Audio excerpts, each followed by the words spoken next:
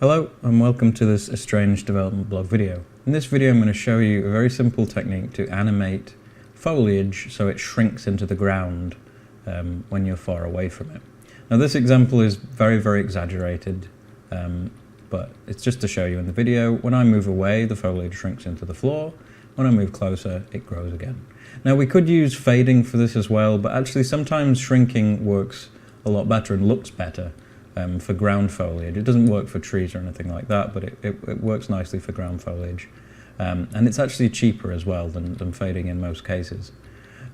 So if I go into the material function here that's controlling this, so what we need to do first, because this is all going to get piped into the world position offset into the material.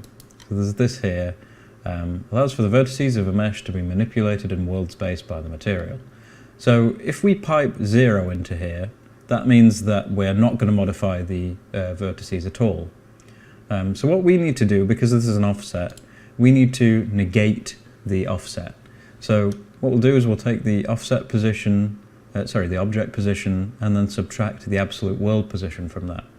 So then we can lerp between what we've got here. We've got this as 0. So this is the negated position. So this is all the vertices at position 0, completely shrunk into the ground. And then we've got 1 here, A and B. B is 1, but it's actually 0 because 0 means that the mesh has not been modified. There's no world position offset been applied to the mesh at that point. So we use this scale input to interpolate between these values. Completely shrunk, A, and not modified at all, B. So now we've got our material function to do this. All we need to do is plug it into our material. So you can see we'll follow the world position offset track down here.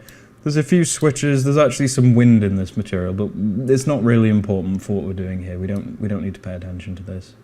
But the actual fading, not the fading, the shrinking starts here. So we've got this per instance fade amount. This is a built-in Unreal thing. So at let's go back to the foliage. So at distance 1024, the value of that node is 1. And at distance 2048, the value of that node is 0. So if we go back in here, we're piping this directly into our scale mesh function. And then what we can do here is directly plug that into world position offset. And that achieves the result that we want. But obviously here we want to do some wind.